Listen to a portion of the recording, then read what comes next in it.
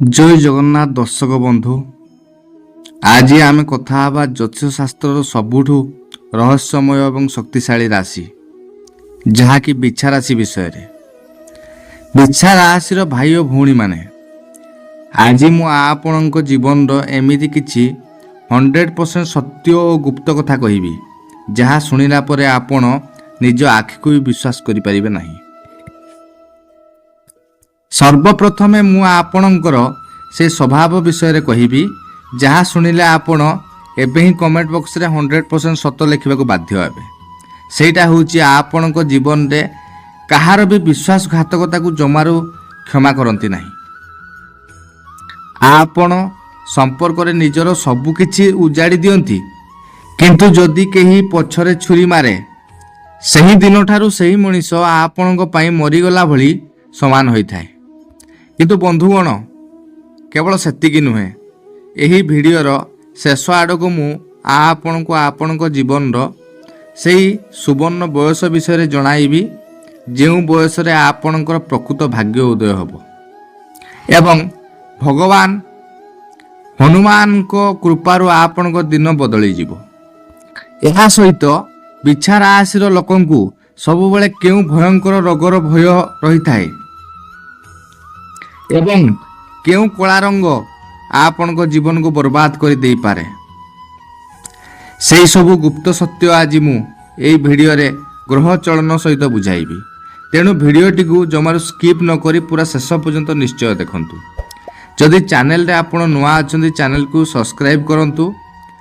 जदि आपण हनुमानकर प्रकृत भक्त कमेंट बॉक्स रे निश्चय भाव रे जय हनुमान लिखंतु। वीडियो भल लगे गोटे लाइक निश्चय करंतु। बिछा राशिर भाई और भौणी माने आपणक जीवन सबुठु बड़ सत्य होउची आपण कहार भी विश्वासघातकता को जमारू क्षमा करती नहीं। आपण संपर्क रे निजर 100% दियंती किंतु जदि केही आपणक सरलतार सुजोग नहीं पछरे छुरी मारे तेबे सही दिन ठारू सही मनीष आपणक पई मरीगला भली समान होइथाय। आपण ताकू निज जीवन रु सबुदिन पई डिलीट कर दियंती। बिछा राशिर चिन्ह होउची कंकड़ा बिछा जी सहजरे काहाकू कष्ट दिए नहीं किंतु जदि केही ताकू आघात करे से तार विषाक्त भंडारे चोट मारिबाकू जमारू भूले नहीं। आपण ऊपर चुप रही पारंती किंतु समय आसिले निज अपमान जवाब मूल सुध सह फेरांती। दर्शक बंधु बिछा राशिर द्वितीय सबुठु बड़ सत्य होउची एमानकर भयंकर क्रोध एवं जवाब देवार अलगा शैली।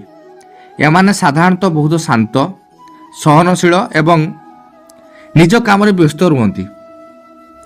सेमाने छोट छोट कथारे आदौ रागंती नहीं किंतु जेतेबेले एमानकर सह्य करिवार सीमा पार हो जाए एवं एमानंकु प्रकृत राग आसे सेतेबेले एमानंकु संभाळिबा पूरा असंभव होई पड़े।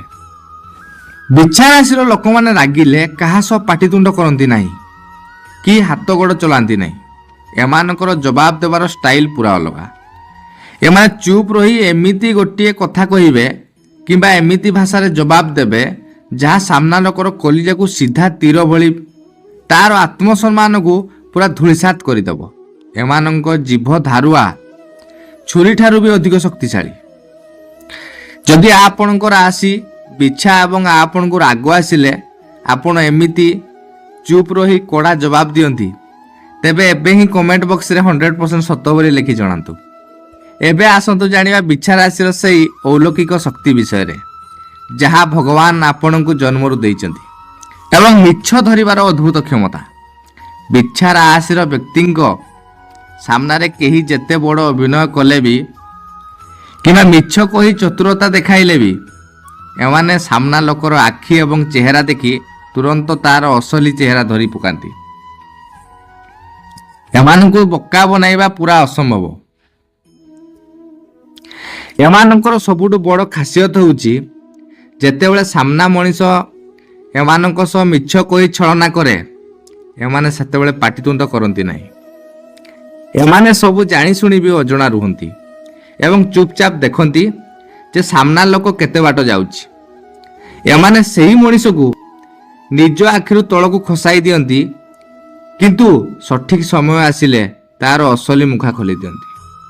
ଦର୍ଶକ ବନ୍ଧୁ, ଏବେ ଆସନ୍ତୁ ଜାଣିବା ବିଛା ରାଶିର ଜୀବନର ସବୁଠୁ ବଡ଼ ବାସ୍ତବତା ବିଷୟରେ, ଯାହା ହେଉଛି ଏମାନଙ୍କର ସଂଘର୍ଷ ଏବଂ ଭାଗ୍ୟ ଉଦୟ।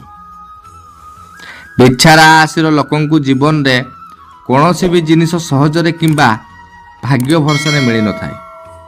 ପାଠପଢ଼ା ହେଉ, ଚାକିରି ହେଉ କିମ୍ବା ପରିବାରର ପ୍ରତିଟି ଛୋଟ ଛୋଟ ସୁଖ ପାଇଁ ବି ଏମାନଙ୍କୁ ପ୍ରତି ପାଦରେ କଠିନ ସଂଘର୍ଷ କରିବାକୁ ପଡ଼ିଥାଏ। ଅନେକ ସମୟରେ ଏମାନଙ୍କ ଭାଗ୍ୟ ସାଥ ଦିଏ ନାହିଁ, ଯାହାଦ୍ୱାରା ହାତକୁ ଆସୁଥିବା ସୁଯୋଗ ବି ଚାଲିଯାଏ। ଅସଲି ଭାଗ୍ୟ ଉଦୟର ବୟସ କେବେ? ଜୀବନ ସାରା ଏମିତି ସଂଘର୍ଷ ରହେ ନାହିଁ। ଶାସ୍ତ୍ର ଅନୁସାରେ ବିଛା ରାଶିର ଲୋକଙ୍କର ପ୍ରକୃତ ଭାଗ୍ୟ ଉଦୟ 28 ବର୍ଷ ବୟସ ଏବଂ 35 ବର୍ଷ ବୟସ ପରେ ହିଁ ହୋଇଥାଏ। ଏହି ବୟସ ପରେ ଏମାନଙ୍କ ଜୀବନରେ ସ୍ଥିରତା ଆସେ, ଆର୍ଥିକ ସ୍ଥିତି ମଜବୁତ ହୁଏ ଏବଂ ଏମାନେ ନିଜ ପରିଶ୍ରମ ବଳରେ ଶୂନରୁ ଆରମ୍ଭ କରି ସଫଳତାର ଶୀର୍ଷରେ ପହଞ୍ଚନ୍ତି। ଏମାନେ ନିଜ ଭାଗ୍ୟ ନିଜେ ହିଁ ଲେଖନ୍ତି। ଶେଷରେ ଆସନ୍ତୁ ଜାଣିବା ବିଛା ରାଶିର ଲୋକଙ୍କ ସ୍ୱାସ୍ଥ୍ୟ ବିଷୟରେ, ଅର୍ଥାତ୍ ଏମାନଙ୍କ ଶରୀରରେ କେଉଁ କେଉଁ ରୋଗ ସବୁବେଳେ ଦେଖାଦେଇଥାଏ। କାଳ ପୁରୁଷ ଚକ୍ର ଅନୁସାରେ ବିଛା ରାଶି ଆମ ଶରୀରର ଗୁପ୍ତାଙ୍ଗ ଏବଂ ନିମ୍ନ ଭାଗକୁ ସୂଚିତ କରେ। ଏମାନଙ୍କର ରୋଗ ପ୍ରତିରୋଧକ ଶକ୍ତି ଭଲ ଥାଏ, କିନ୍ତୁ ନିଜର କିଛି ଖରାପ ଅଭ୍ୟାସ କିମ୍ବା ଅବହେଳା ଯୋଗୁଁ ଏମାନେ ପ୍ରାୟତଃ ଶାରୀରିକ ସମସ୍ୟାରେ ପଡ଼ନ୍ତି। ବିଛା ରାଶିର ବ୍ୟକ୍ତିମାନଙ୍କୁ ପେଟଜନିତ ସମସ୍ୟା, ଅତ୍ୟଧିକ ଗ୍ୟାଷ୍ଟ୍ରିକ୍, ଗୁପ୍ତାଙ୍ଗରେ ଇନଫେକ୍ସନ୍ ଏବଂ ରକ୍ତ ସମ୍ବନ୍ଧୀୟ ରୋଗର ଭୟ ସବୁବେଳେ ଲାଗି ରହିଥାଏ। ଏହା ସହିତ ଏମାନଙ୍କୁ ପାଇଲ୍ସ ବା ଅର୍ଶ ରୋଗ ହେବାର ଆଶଙ୍କା ମଧ୍ୟ ଅନ୍ୟ ରାଶି ତୁଳନାରେ ଅଧିକ ଥାଏ। ଏମାନେ ଅଧିକ ମସଲାଯୁକ୍ତ ଖାଦ୍ୟ ଖାଇବା ଯୋଗୁଁ ହିଁ ସମସ୍ୟା ବଢ଼ିଥାଏ। ଏଥିପାଇଁ ବିଛା ରାଶିର ଲୋକଙ୍କୁ ମୋର ଅନୁରୋଧ, ଆପଣମାନେ ବାହାର ଖାଦ୍ୟଠାରୁ ଦୂରେଇ ରୁହନ୍ତୁ ଏବଂ ଦିନକୁ ପ୍ରଚୁର ପରିମାଣରେ ପାଣି ପିଅନ୍ତୁ। ନିଜ କ୍ରୋଧ ଏବଂ ମାନସିକ ଚିନ୍ତାକୁ ନିମନ୍ତ୍ରଣରେ ରଖିଲେ ଆପଣ ଅଧାରୁ ଅଧିକ ରୋଗରୁ ମୁକ୍ତି ପାଇପାରିବେ। ବିଛା ରାଶି ପାଇଁ ଶୁଭ ଦେବାଦେବୀ, ପ୍ରଥମେ ଜାଣିବା ପ୍ରଭୁ ହନୁମାନ। ବିଛା ରାଶିର ଅଧିପତି ଗ୍ରହ ମଙ୍ଗଳ ହୋଇଥିବାରୁ ଏମାନଙ୍କ ପାଇଁ ସବୁଠୁ ସୁପରହିଟ୍ ଏବଂ ଜାଗ୍ରତ ଦେବତା ହେଉଛନ୍ତି ପ୍ରଭୁ ହନୁମାନ। ଯଦି ବିଛା ରାଶିର ଲୋକମାନେ ପ୍ରତ୍ୟେକ ମଙ୍ଗଳବାର ଏବଂ ଶନିବାର ଦିନ ହନୁମାନ ଚାଳିଶା ପାଠ କରନ୍ତି, ତେବେ ମଙ୍ଗଳ ଗ୍ରହ ଶାନ୍ତ ହୁଅନ୍ତି। ଏହାଦ୍ୱାରା ଏମାନଙ୍କ ଜୀବନର ସବୁ ବାଧାବିଘ୍ନ, ଶତ୍ରୁ ଭୟ ଏବଂ ମାନସିକ ଅଶାନ୍ତି ପୁରା ଦୂର ହୋଇଥାଏ। ମା ଦୁର୍ଗା କିମ୍ବା ମା କାଳୀ, ମଙ୍ଗଳ ଏକ ଉଗ୍ର ଗ୍ରହ ହୋଇଥିବାରୁ ଏମାନଙ୍କ ପାଇଁ ଶକ୍ତି ସ୍ୱରୂପିଣୀ ମା ଦୁର୍ଗା ବା ମା ବଗଳାମୁଖୀଙ୍କ ପୂଜା ବହୁତ ଶୁଭ ଫଳ ଦେଇଥାଏ। ମାଙ୍କୁ ଆରାଧନା କଲେ ଏମାନଙ୍କ ଭିତରେ ଥିବା ନକାରାତ୍ମକ ଶକ୍ତି ନଷ୍ଟ ହୁଏ ଏବଂ କ୍ୟାରିୟରରେ ବଡ଼ ସଫଳତା ମିଳିଥାଏ। ବିଛା ରାଶି ପାଇଁ ଶୁଭ ରଙ୍ଗ, ସବୁଠୁ ଶୁଭ ଲାଲ ରଙ୍ଗ। ବିଛା ରାଶି ପାଇଁ ଲାଲ ରଙ୍ଗ ହେଉଛି ଭାଗ୍ୟ ବଦଳାଇବାର ରଙ୍ଗ। କୌଣସି ବଡ଼ କାମରେ ଯିବା ସମୟରେ, ଚାକିରି ଇଣ୍ଟରଭ୍ୟୁ ହେଉ କିମ୍ବା ବ୍ୟବସାୟିକ ଡିଲ୍, ଲାଲ ରଙ୍ଗର ପୋଷାକ ପିନ୍ଧିଲେ କିମ୍ବା ପାଖରେ ଗୋଟିଏ ଲାଲ ରୁମାଲ ରଖିଲେ ମଙ୍ଗଳ ଗ୍ରହଙ୍କ ପ୍ରଭାବରୁ ସେହି କାମ 100% ସଫଳ ହୋଇଥାଏ। କମଳା ବା ସିନ୍ଦୁର ରଙ୍ଗ, ଏହି ରଙ୍ଗ ପ୍ରଭୁ ହନୁମାନଙ୍କର ଅତି ପ୍ରିୟ। ଏହି ରଙ୍ଗ ବ୍ୟବହାର କଲେ ବିଛା ରାଶିର ଲୋକଙ୍କର ଆତ୍ମବିଶ୍ୱାସ ବହୁତ ବଢ଼ିଯାଏ ଏବଂ ମନ ଶାନ୍ତ ରହେ। ଧଳା ଏବଂ ହଳଦିଆ ରଙ୍ଗ, ବିଛା ରାଶି ପାଇଁ ବୃହସ୍ପତି ଏବଂ ଚନ୍ଦ୍ରମା ଶୁଭ ଗ୍ରହ ହୋଇଥିବାରୁ ହଳଦିଆ ଏବଂ ଧଳା ରଙ୍ଗ ମଧ୍ୟ ଏମାନଙ୍କ ପାଇଁ ବହୁତ ଭାଗ୍ୟଶାଳୀ ପ୍ରମାଣିତ ହୋଇଥାଏ। କେଉଁ ରଙ୍ଗଠାରୁ ସବୁବେଳେ ଦୂରେଇ ରହିବେ? ବିଛା ରାଶିର ଭାଇ ଓ ଭଉଣୀମାନେ, ଏହି କଥାଟି ପୁରା ସତ୍ୟ ଯେ ଆପଣଙ୍କୁ ଜୀବନରେ କଳା ରଙ୍ଗ ଏବଂ ମାଟିଆ ବା ଗାଢ଼ ବାଇଗଣୀ ରଙ୍ଗ ଠାରୁ ସବୁବେଳେ ଦୂରେଇ ରହିବା ଦରକାର। ଶନି ଏବଂ ରାହୁଙ୍କ ପ୍ରଭାବ ଯୋଗୁଁ ଏହି ରଙ୍ଗ ଗୁଡ଼ିକ ଆପଣଙ୍କ ଜୀବନରେ ସଂଘର୍ଷ, ଦୁଃଖ ଏବଂ କାମରେ ବାଧା ସୃଷ୍ଟି କରିଥାଏ। ତେଣୁକରି ଆପଣ କଳା ରଙ୍ଗ ଠାରୁ ସବୁବେଳେ ଦୂରରେ ରୁହନ୍ତୁ। ତେବେ ଦର୍ଶକ ବନ୍ଧୁ, ଏହା ଥିଲା ବିଛା ରାଶିର ଲୋକଙ୍କ ଜୀବନର କିଛି ଅଲୌକିକ ସତ୍ୟ ଏବଂ ଗୁପ୍ତ କଥା। आशा करुच्ची आज भिडटी आपण मानक बहुत पसंद आसीथिबो एवं आपणक जीवन सहित 100% मिली। जदि भिडटी भल लगी थाए तेबे एबे ही भिडटी गोटे लाइक कर दियंतु एवं आपणकर विचार आशीर सांगसाथी और परिवार लोकंक सह याको शेयर करंतु। आगो को एमिति सत्यर आसी फल वीडियो प्रथमे देखिया पई आम चैनल को एबे ही सब्सक्राइब करी घंटी चिन्ह को दबाई दियंतु। रहुची पुणी देखा हबो आ एक नुआ वीडियो रे। से पर्यंत समस्ते भलरे रुहंतु, खुशी रे रुहंतु। जय जगन्नाथ।